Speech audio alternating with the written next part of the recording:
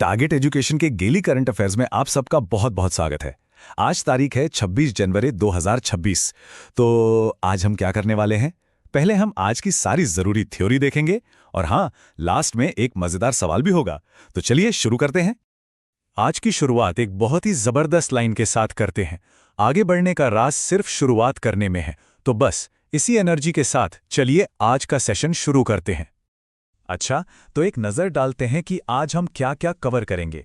सबसे पहले देखेंगे आज के खास दिन, फिर राज्यों से जुड़ी खबरें, उसके बाद टेक्नोलॉजी और इनोवेशन पर बात होगी और आखिर में एक सुपर फास्ट रिवीजन और आज का सवाल। चलिए तो फिर शुरू करते हैं हमारे पहले सेक्शन से और जानते हैं कि हाल फिलहाल में कौन से महत्वपूर्ण दिन मनाए गए हैं। तो सबसे पहले बात करते हैं 25 जनवरी की। इस दिन मनाया गया नेशनल वोटर्स डे। इसका मकसद, जैसा कि नाम से ही जाहिर है, वोटिंग के बारे में ज्यादा से ज्यादा जागरूकता फैलाना है। वैसे आपको बता दूं कि जनवरी का महीना काफी अहम होता है। याद है ना, 9 जनवरी को प्रवासी भारतीय दिवस और 12 जनवरी को नेशनल यूथ डे, ये सब भी इसी महीने आते हैं। अब आगे बढ़ते हैं और देश के अलग अलग राज्यों की तरफ रुख करते हैं। देखते हैं वहां से क्या बड़ी खबरें आ रही हैं।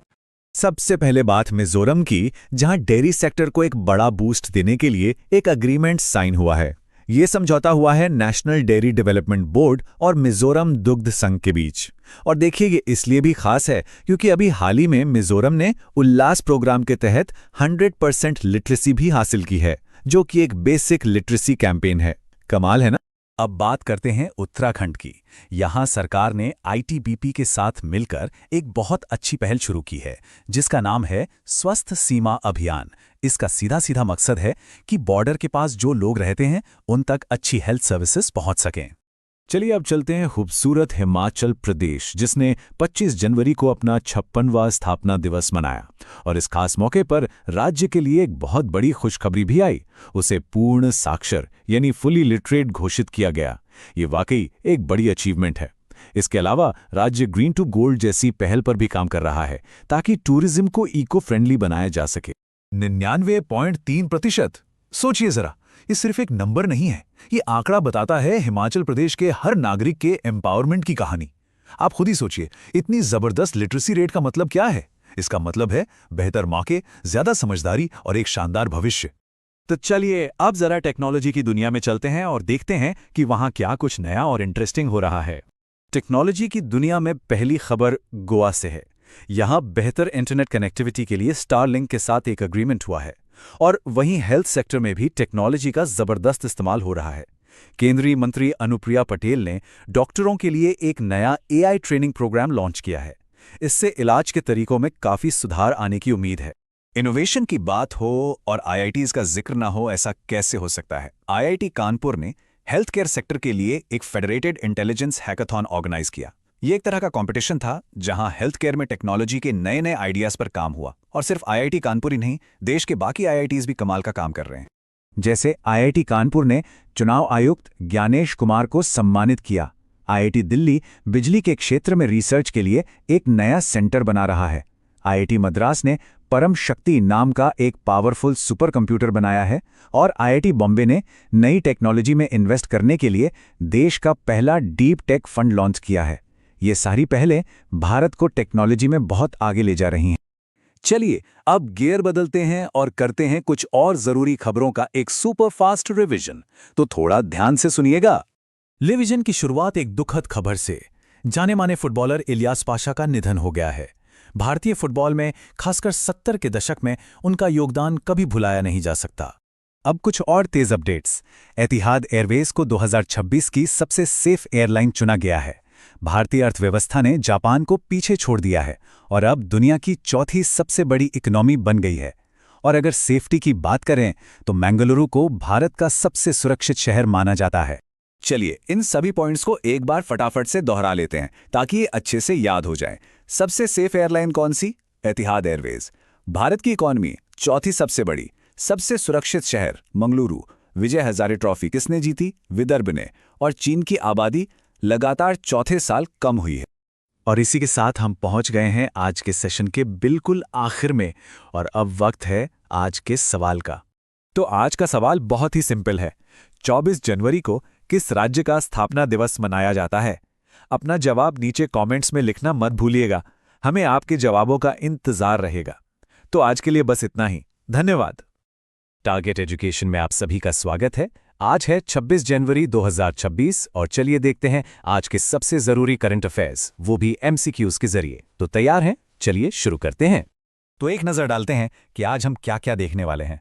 हम शुरुआत करेंगे नेशनल न्यूज़ से, फिर चलेंगे राज्यों की तरफ और आखिर में साइंस, टेक और इकोनॉमी पर भी नज़र डालेंगे। और हाँ, लास्ट में एक होमवर्क क्वेश्चन तो बनता है। तो चलिए सबसे पहले बात करते हैं उन बड़ी खबरों की जो पूरे देश के लिए मायने रखती हैं। शुरू करते हैं अपने पहले सेक्शन, राष्ट्रीय समाचार और घटनाओं के साथ। पहला सवाल स्क्रीन पर है। हाल ही में राष्ट्रीय मतदाता दिवस कब मनाया गया? और इसका सही जवाब है बी, 25 जनवरी। ये तारीख बहुत ही खास है क्योंकि इसी दिन 1950 में हमारे इलेक्शन कमीशन की स्थापना हुई थी। इसका मेन मकसद है कि देश का हर नागरिक, खास तौर पर हमारे युवा दोस्त, वोटिंग की अहमियत को समझें। अच्छा, अब देखते हैं अगला सवाल। गणतंत्र दिवस 2026 के चीफ गेस्ट कौन हैं? सही जवाब है सी, उपर्युक्त दोनों। जी हां, इस बार 2 गेस्ट हैं, यूरोपियन कमीशन की अध्यक्ष उर्सुला और यूरोपियन काउंसिल के अध्यक्ष एंटोनियो। ये दिखाता है कि भारत और यूरोपियन यूनियन के रिश्ते कितने मजबूत हो रहे हैं। और हां, इस साल की थीम भी बहुत खास है, वंदे मातरम के 150 वर्ष। अब एक दुखद खबर से जुड़ा सवाल है। हाल ही में इलियास पाशा का निधन हुआ। वे किस फील्ड से जुड़े थे? इसका सही जवाब है बी, फुटबॉलर। इलियास पाशा साहब इंडियन फुटबॉल के एक बहुत बड़े खिलाड़ी थे, एक लेजेंड। उनका जाना खेल जगत के लिए वाकई एक बड़ा नुकसान है। 8वां सवाल, शांति और निशस्त्रीकरण के लिए दिए जाने वाले इंदिरा गांधी पुरस्कार 2025 के बारे में है। ये किसे दिया गया? सही जवाब है ए, ग्राका माचेल। ये मोजाम्बिक की एक जानी मानी ह्यूमन राइट्स एक्टिविस्ट हैं। उन्होंने पूरी दुनिया में महिलाओं और बच्चों के अधिकारों के लिए बहुत जबरदस्त काम किया है। अगला सवाल अवार्ड से ही जुड़ा है। हाल ही में किस एक्टर को मरणोपरांत पद्म विभूषण 2026 से सम्मानित किया गया है? सही जवाब है बी, धर्मेंद्र। जैसा कि हम जानते हैं, पद्म विभूषण भारत का दूसरा सबसे बड़ा नागरिक सम्मान है और इस साल कुल 5 लोगों को यह सम्मान देने की घोषणा हुई है, जिनमें हमारे प्यारे अभिनेता धर्मेंद्र जी का नाम भी शामिल है। और इस सेक्शन का आखिरी सवाल, 2026 में अशोक चक्र से किसे सम्मानित किया जाएगा? इसका जवाब है बी, शुभांशु शुक्ला। अशोक चक्र शांति काल में दिया जाने वाला सबसे बड़ा वीरता पुरस्कार है। शुभांशु शुक्ला को उनकी जबरदस्त बहादुरी और देश सेवा के लिए यह सम्मान मिला है और वो 2025 के सबसे चर्चित नामों में से एक थे। तो ये थीं राष्ट्रीय स्तर की बड़ी खबरें। अब चलते हैं देश के अलग अलग राज्यों की ओर और देखते हैं कि वहां क्या कुछ खास हो रहा है। पेश है हमारा अगला सेक्शन, राज्यों से जुड़े अपडेट्स। सवाल है कि डेयरी डेवलपमेंट को बढ़ावा देने के लिए एनडीडीबी यानी नेशनल डेयरी डेवलपमेंट बोर्ड ने किस राज्य के साथ एग्रीमेंट साइन किया है? इसका सही जवाब है सी, मिजोरम। ये काफी जरूरी समझौता है जो एनडीडीबी और म्यूल्को के बीच हुआ है, जिसका मकसद राज्य की लोकल डेयरी इंडस्ट्री को और मजबूत बनाना है। चौथा सवाल एक बहुत अच्छी पहल के बारे में है। किस राज्य सरकार ने स्वस्थ सीमा अभियान के लिए आईटीबीपी के साथ हाथ मिलाया है? सही जवाब है बी, उत्तराखंड। ये अभियान बॉर्डर एरिया में हेल्थ फैसिलिटीज को बेहतर बनाएगा। वैसे एक और बात बता दूं, उत्तराखंड बाहर से आने वाली गाड़ियों पर ग्रीन टैक्स लगाने की भी प्लानिंग कर रहा है। अगला प्रश्न, 25 जनवरी 2026 को किस राज्य ने अपना 56वां स्थापना दिवस मनाया? और वो राज्य है बी, हिमाचल प्रदेश। जी हां, देवभूमि हिमाचल प्रदेश, जिसे हम सब प्यार से एप्पल स्टेट के नाम से भी जानते हैं। 12वां सवाल टेक्नोलॉजी से जुड़ा हुआ। सैटेलाइट कनेक्टिविटी के लिए किस राज्य ने स्टारलिंक के साथ डील की है? सही जवाब है बी, गोवा। देखिए, गोवा भारत का सबसे छोटा राज्य है, लेकिन टेक्नोलॉजी में कितने बड़े कदम उठा रहा है। इस पार्टनरशिप से राज्य के कोने कोने तक हाई स्पीड इंटरनेट पहुंचेगा। ये सवाल तो बहुत ही इंटरेस्टिंग है। उत्तर प्रदेश का कौन सा शहर पहला जीरो फ्रेश वेस्ट डंप शहर बन गया है?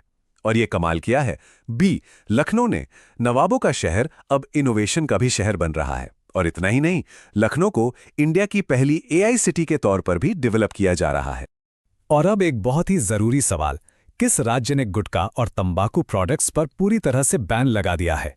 सही जवाब है बी, ओडिशा। लोगों की सेहत को ध्यान में रखते हुए ये एक बहुत बड़ा और ज़रूरी कदम है जहां ओडिशा सरकार ने पान मसाला और गुटखा पर पूरी तरह से रोक लगा दी है। तो ये थी राज्यों की खबरें। अब चलिए बात करते हैं साइंस, टेक्नोलॉजी और इकोनॉमी की दुनिया की, जहां हर रोज कुछ नया होता है। देखते हैं इस फील्ड से जुड़े कुछ जरूरी अपडेट्स। 7वां सवाल, डॉक्टरों के लिए NBEMS AI ट्रेनिंग किसने लॉन्च की? इसका सही जवाब है बी, अनुप्रिया पटेल। ये एक बहुत ही शानदार प्रोग्राम है। इसका मकसद है डॉक्टर्स को आर्टिफिशियल इंटेलिजेंस की पावर से लैस करना, ताकि वो आने वाले हेल्थ चैलेंजेस के लिए और भी बेहतर तरीके से तैयार हो सकें। सवाल है कि हेल्थ केयर के लिए फेडरेटेड इंटेलिजेंस हैकाथॉन किस IIT में हुआ? और सही जवाब है बी, IIT कानपुर। एक और मजेदार बात, IIT कानपुर ने हाल ही में हमारे चीफ इलेक्शन कमिश्नर को भी सम्मानित किया था। तो देखिए, ये इंस्टीट्यूट हर फील्ड में अपना योगदान दे रहा है।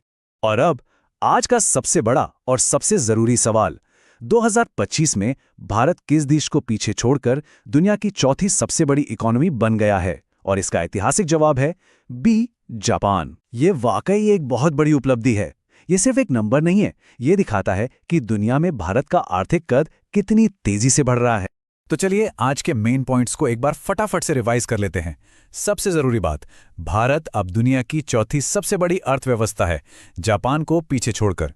दूसरा, धर्मेंद्र जी को मरणोपरांत पद्म विभूषण मिला। तीसरा, लखनऊ देश का पहला जीरो वेस्ट और AI सिटी बन गया है। और चौथा, इस साल गणतंत्र दिवस के चीफ गेस्ट यूरोपियन यूनियन के टॉप लीडर्स हैं। ये पॉइंट्स बिल्कुल मत भूलिएगा। अब है आपकी बारी। आज के डिस्कशन के आधार पर यह रहा आपका होमवर्क क्वेश्चन। 2026 के गणतंत्र दिवस समारोह की ऑफिशियल थीम क्या थी? थोड़ा सोचिए और अपना जवाब नीचे कमेंट्स में हमें जरूर बताइएगा। और हाँ, ऐसे ही डेली अपडेट्स के लिए चैनल को सब्सक्राइब करना बिल्कुल मत भूलिएगा। आज के सेशन की PDF चाहिए तो हमारे टेलीग्राम चैनल को ज्वाइन कर लीजिए। आप हमें टेलीग्राम और इंस्टाग्राम पर भी फॉलो कर सकते हैं। मिलते हैं कल के वीडियो में।